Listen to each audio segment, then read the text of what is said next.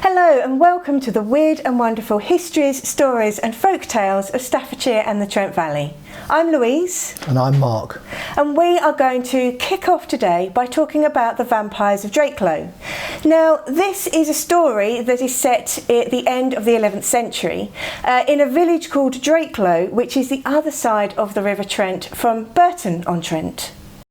So Mark, do you want to introduce this story to us? Yeah, so the scene opens with two peasants running away from the abbey or the abbot in Burton, where they are tenants.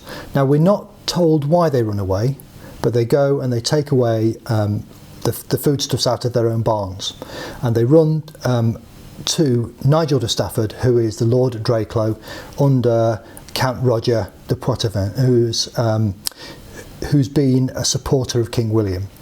So they run away to Drakelow, they take the foodstuffs, and whatever story they tell to Nigel de Stafford, he is incandescent with rage, and he threatens to kill the abbot if he sets his eyes on him, and we don't really know why that should be. Nigel de Stafford gathers his men and they raid the monks' barns in Stapenhill and take away all of the food from not only the two peasants' barns, but from the barns that belong to the abbey as well. So I just want to understand a little bit about these peasants. Like, why would they be running away, and why are they going to be telling these stories about the abbot? Now, from what I've understood, they're peasants, so they are going to be serfs, which means they're tied to the manor in which they work. So we're talking end of the 11th century. Yes. But they don't have to stay if their lord of the manor isn't treating them right, isn't meeting his obligations to them. That's right. So why would they want to run away? Well, that's not made clear. So whatever that reason is, we're not told it. All we're told is that they are ne'er-do-wells who've run away. But there must be some level of, or they must believe that they've got some level of freedom and the ability to move. Now, the point at this stage in English society is this is just after the Normans, after the Norman conquest. So there are new lords in town. The English peasantry speak a language that's different to their new lords. They don't understand the new system particularly. All the churchmen have been replaced, all the lords have been replaced. So they are probably still acting in a way that they would have done under Old English law, whereas there's a new Norman law that they perhaps don't understand in some way. But whatever the story is, we don't get to hear it. We don't get to hear their point of view. All we're told is that they are the cause of everything that comes next. So they've infringed the law in some way, and they've infringed God's law in some way. What happens next? Nigel de Stafford gathers a sort of militia around him and decides he's going to raid the monks' food, the fields and the crops. He's going to destroy them or steal them. So about sort of 60 men, it's intimated that about 60 men decide cross into the abbey lands, and the abbot must have heard about this, because they decide that they're going to go and pray to St Modwenna for holy assistance. Now, there are 60 of the Drakelow men and 10 of the abbot's militia. Nigel's men must be a few knights and a lot of peasantry, because they're going to burn the fields essentially, which is what they do. This is what Norman knights do. They destroy the enemy's crops. So the 10 abbey knights put the 60 Drakelow men to flight. The abbot and the monks go to pray at the shrine of St Modwenna, but not only do they go to pray, they approach it barefoot, groaning and weeping, and they desecrate the shrine, trying to anger the saint to action against the Drakelow men. Now they've already lost the battle. That's the point at which we think the action's over, but actually it's only just beginning. So this is really interesting. So firstly, St Modwena, she's a really interesting local character, isn't she? Yes. She's probably somebody we're going to talk about in the future. Oh, very much so. So she's a saint in the area, Yes. and she's what, from the 8th, 9th century? I think she belongs in the very late 7th century, somewhere around about 660, that kind of period. It's difficult to tell. Again, we don't know. Nothing's written down specifically, but indications seem to be that it's very late 7th century. So she's already been dead for 400 years at this point. Why are they desecrating her shrine? Isn't that going to anger her against them rather than put her in support? This is really peculiar because there's no Catholic ritual of desecration that I know of. I can't find any ritual of desecration. So this whole groaning and weeping and going barefoot to the shrine, well, you can understand that part of it, you know, because it feels like it's got that sense of ritual about it. The barefoot, groaning, weeping. It sounds like this is part of a contextualized act that they would normally do. But it's the desecration. I can't find any other evidence of this having taken place anywhere, but I don't think they've made it up. I think this is just something that's not been recorded anywhere else, and it's almost as though Abbot Geoffrey, when he's writing this down, it's almost a passing comment, as though it's an everyday occurrence, perhaps not everyday occurrence, but it's a common occurrence within the church, but there's no record of it. And that's what I find very interesting about this, that there's this whole desecration that they seem to know Modwena will be angered, but not against them. They want her to intercede for them with God, so that the actions of God will come down on the wicked men of Drakelow and the two peasants. So we've had the battles, or perhaps we've had a number of battles between Nigel de Stafford, who is on the Drakelow side, and Geoffrey, who is the abbot in Burton. But we also know that they've got St Modwen, and that she's on the side of the monks and the abbot in Burton. Yep. But what happens next? Where do these peasants fit in? So this is where it really gets juicy. So the battles are great, but this now gets exciting. So I'll read it in Geoffrey's words. The very next day, at the 3rd hour, the two runaway peasants, who were the cause of this evil, were sitting down to eat when they're both struck suddenly down dead. Next morning, they're placed in wooden coffins and buried in the churchyard at Stapenhall, the village from whence they'd fled. So at the 3rd hour is about 9 o'clock. So they just sat down to breakfast and out of the blue die. Just drop down dead. Just drop down dead. This is all very exciting because this is Modwena now acting against the wicked peasants. So she's acted against, or she's supported the abbot's knights. They've won the battle at the Black Pool, and now the peasants are going to get theirs. So because they're the ones who instigated this, Yeah. they've run away to Drakelow, they've told all these lies, they've instigated all these battles. Yeah. Now suddenly, that's it, divine retribution, they're dead. Yes, and now they're dead. But excitingly for us, it doesn't end there. Okay. So, again, Geoffrey's words. What followed was amazing and truly remarkable. That very same day on which they were interred, they appeared at evening, while the sun was still up in Drakelow, carrying on their shoulders the wooden coffins in which they'd been buried. The whole of the following night, they walked through the paths and fields of the village, now in the shape of men carrying wooden coffins on their shoulders, now in the likeness of bears or dogs or other animals. They spoke to the other peasants, banging on the walls of their houses and shouting, "Move, come with us, quickly!" This must have been absolutely terrifying. Yes. If we take it at face value, this is a terrifying situation. We've got the undead. We've got the animated corpses of revenants wandering the streets of the village and the fields of the village, literally terrifying the inhabitants.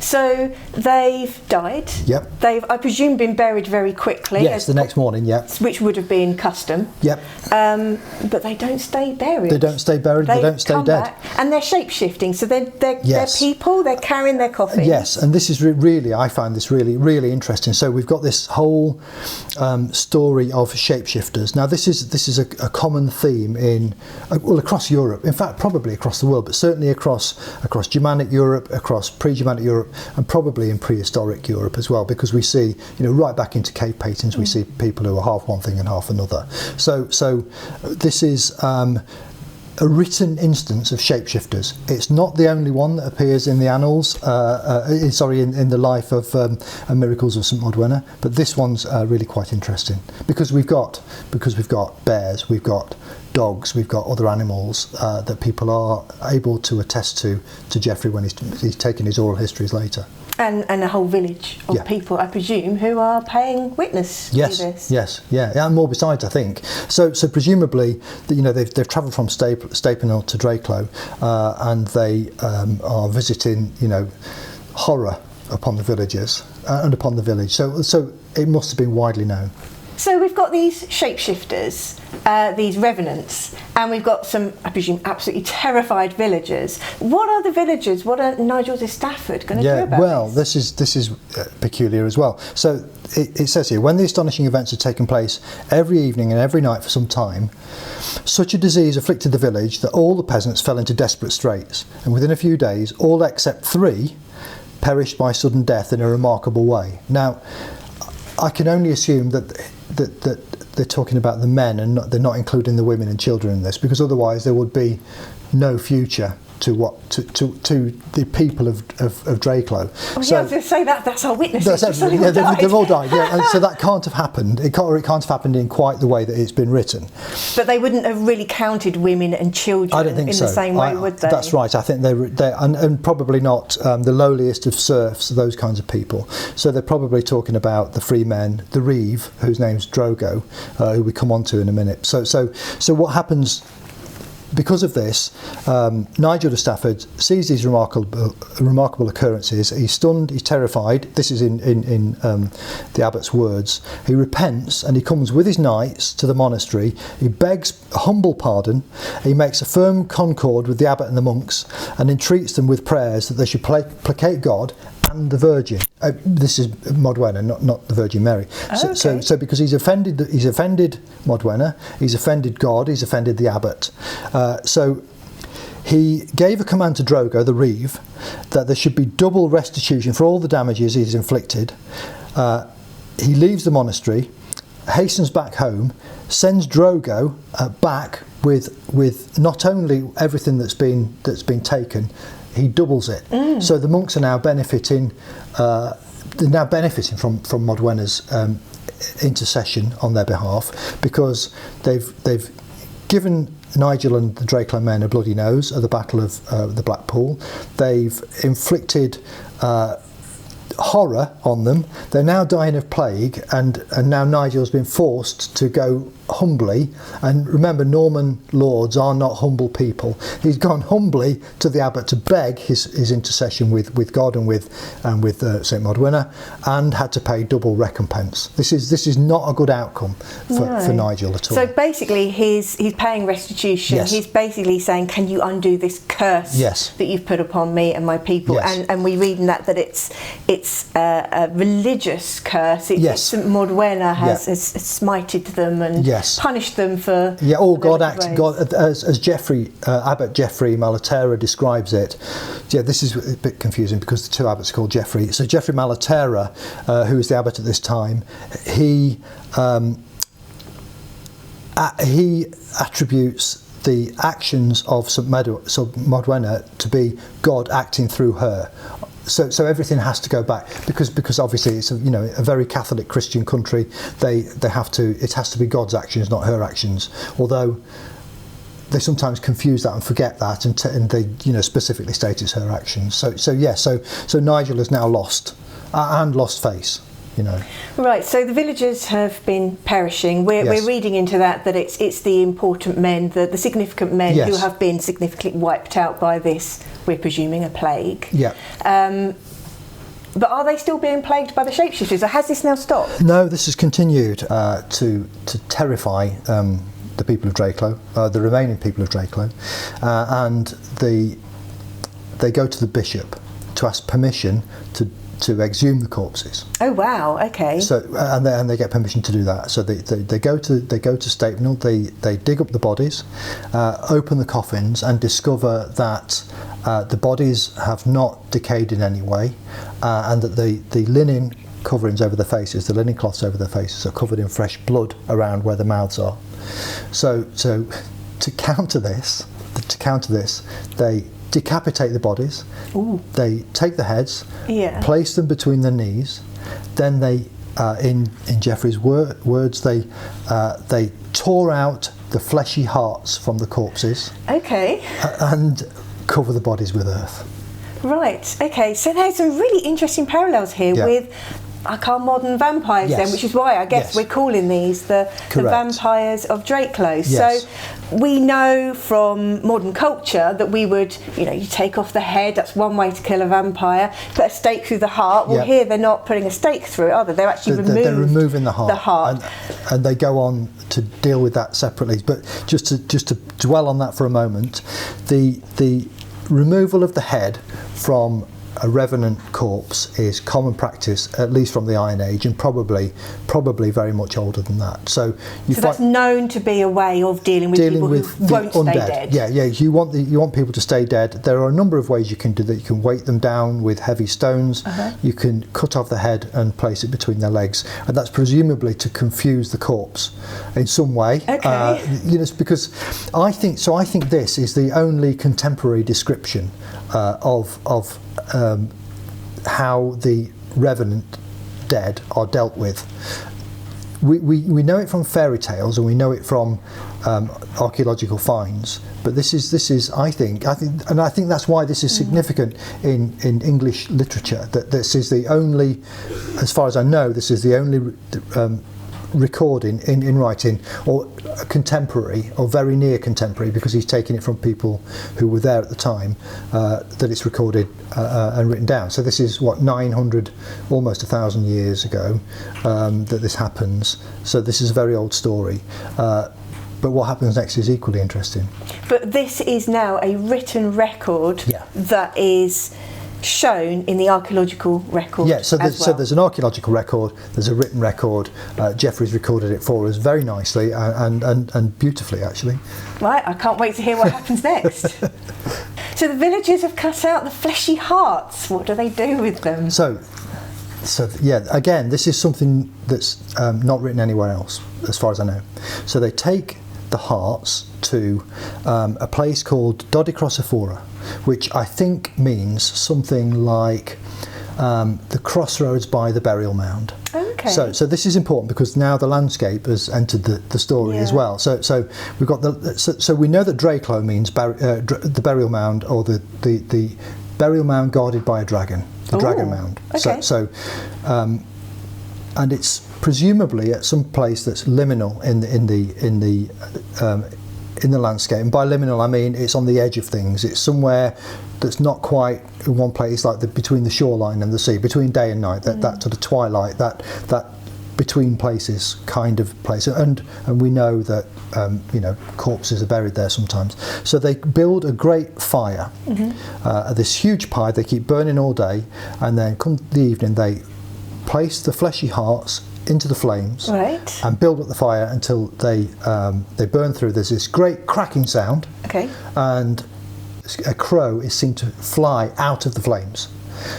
Right, okay. There is some really interesting symbolism going on here. So firstly, you're saying about this liminal place. I mean, we know Drakelow is on the banks of the River Trent. Exactly. So that kind of is that liminal place. Yes. But we've got the crossroads, and we know that people are buried at crossroads if they are kind of outside the law. So if they're criminals, if they've committed suicide, if they are somehow different, somehow extra to society. Witches, witches. Actually extra to society. That's probably a really good way of describing it, because these people would be anybody who's seen who's different in some way, would be potentially buried outside of a Christian cemetery. So they are excluded from God's grace in some way. And the nearest that common people can get to putting people within a sort of semi-sacred space is to go to that liminal spot and put the bodies there.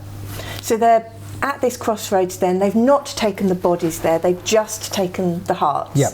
And they've put them on this great pyre. Yep. And there is this enormous crack. So Yep. it's all very, very visceral. It's all the different senses, isn't yes, that's it? right. You know, So there's, and I think that sound, and we get this in stories about Modwenna. This isn't the only time that sound plays a part, but it's like an apotropaic noise. It's that anti-demonic sound. So you'll sometimes hear bells, or in this case, it's this large crack, at which the people, or certainly the abbot, believes that the demon or demons have been expelled from the harps. And that's what this crow is this crow representing the demons? Exactly, yeah, that's representing evil. Because crows are carrion birds, so they would, fly over a battlefield and peck the eyes from corpses, that kind of thing. Same as ravens and buzzards, they're seen as carrion, and we use that word about them now, don't we? We use them, call them carrion birds, because that's what they do. They live on recently dead material. So we now are saying that evil has been expunged from the village because they've carried out this action, because they've heard this very symbolic noise, because the crow representing the demon has flown away. We can now say, right, that curse is broken. St Modwen has forgiven them, and up to a point. I think that's true up to a point. So the people abandon Drakelow, and they go and although Sir Nigel's family continue to live in the hall there, and there are outlying farms. The village of Drakelow disappears from the map. All that we've got left is where the Drakelow Hall was, on the banks of the River Trent, and then at the cross, or it's a T-junction now, there is a moated site. Everything else is gone, and Nigel founds he sends his reeve, Drogo, to set up a new village which is called Gresley. And the Drakelow family aren't called de Drakelow, they're called de Gresley. So they take the name de Gresley from their new village where they eventually build a castle during the anarchy, and they found a priory. So there are two villages of two villages of Gresley that are set up. Drakelow is still considered to be or at that point it's still considered to be a cursed village, and what I find interesting is that it's St Modwenna's actions that have allowed the demons or demon to take over. So the withdrawal of sanctity from the village has allowed evil to creep in, and it's through her actions then that it's expelled again. So she's credited with the expulsion of the demons, but also that's not quite enough for Sir Nigel. He decides that the village is going to move. That's it. The Drakelow's done with. Yeah. So it's gone. So we're saying there that St Modwen, she was very much on the side of the abbot and the monks. Yep. She was protecting them, and it's not so much that perhaps she's visited this curse upon the village, as more that she has forsaken them. Yes. And in doing so has allowed the demons to I think them. that's how we should interpret the story. Yes, I don't think it's that she's caused the dead to rise or the revenant bodies to come back. I think she's allowed evil in by withdrawing her sort of blessing, if you like, and evil has come in and taken over. And this is what happens if you are. You could see it as a morality tale in some ways. That this is what happens if you don't obey your betters. So again, we go back to the two peasants. They are acting outside the law in a way, or seem to be, and they are causing strife between their betters, and then so it's moral in that sense, but also if you don't do the bidding of the church, potentially all sorts of horror can be rained down upon you. Yes. Yeah. So it's a fascinating story. It has got cognates elsewhere. Particularly with the blood drinking and the slaughter that we would now attribute to vampirism, but at the time was just considered what the undead do. You see the same in Beowulf. Grendel and Grendel's mother live on they need lifeblood to survive, other people's lifeblood to survive. So if I'm right, the word vampire wasn't known or commonly used back then, so they wouldn't have referred to them as vampires, but they're what we today would recognise as perhaps an early iteration of vampires. So they would have referred to them as demons, Or Right. yeah, demons is probably or a similar word. The Anglo-Saxon word for this is shuka, which means demon. They would have been, of course, talking in Old English, and the Normans would have been talking in Old French, and almost ne'er the twain shall meet. But they certainly wouldn't have called them. The word vampire enters English in about 1734. Right. So okay. the actual word doesn't exist then, but the idea of the undead having to live off the life force of the living, it certainly did. In the way that vampires do, in Hollywood, they need the blood of beautiful young women, it seems, to survive. So this is a tale that's really connected to our landscape today, isn't it? Because it's telling us about what we can actually see in that area around Burton. We're talking about things that have happened along the banks of the River Trent. We're talking about sites in Burton that we know historically existed, and it's giving us evidence, I guess, in the written record. But it's also telling us a little bit of what's happened on the other side. We've got the place name Drakelow, but there is no village, and we've almost got the story about how that place came to be and how that place came to end. It's really quite fascinating. It is, yeah. So we've got these, this description of a burial mound that's been since ploughed out. Others have been. We know that there were others in Burton because there's aerial photography that shows where they used to be, and all of that builds a sense of place that sort of feeds into our understanding of who we are, our identity. So it kind of opens up the landscape for us to take part in it, to enjoy it in a new way and in different ways. So the work that we do as a wildlife trust is informed, or can be informed, by that sense of place, by that sense of identity, and by the historic environment. Yes. So it makes it all the more precious, and all the more reason to protect it. Yeah, so by understanding what came before, we can understand what we've got today, and we can have an idea about how we want to preserve it in the future. But then we can also be looking at, how do we protect that past, our oral traditions, our cultural heritage, our monuments in the landscape, whilst we're also looking at, how do we improve these sites today? How do we work in these landscapes? Yes. I'm interested. You're talking quite a lot about Geoffrey and this record keeping. Yes. Can you just tell us a little bit more about who's told us this story? How do we know this? How's it come to us? So Geoffrey's written it down. He wanted to write that the life and miracles of St Modwenna, and the reason for that is because he was attempting to develop Burton Abbey as a kind of pilgrim destination. So the more that there's a bigger story to tell, the more likely pilgrims are to come to Burton, and we know they did in vast numbers to pray at the shrine of St Modwen, which is on Andrassy Isle, and the footprint of her chapel is probably still there, but that's likely to be the one that Abbot Geoffrey had built, not the one that Modwenna built herself, because that seems to be quite likely to have been destroyed by the Viking Great Army in 873, that kind of period. So although the original chapel's gone, and now we've lost the medieval chapel, we believe it's still there. So again, we've got that story written into the landscape. Our own history is written into the landscape, if you like, and all that should then come together to feed into that sense of place, sense of identity. So thank you, Mark, for that fascinating story. If you want to find out more about the shapeshifters or vampires of Drakelow, you can read the blog on our website. The details are in the notes below. Thank you. And we don't know there must be some level of, or they must believe that some level, that's the opening.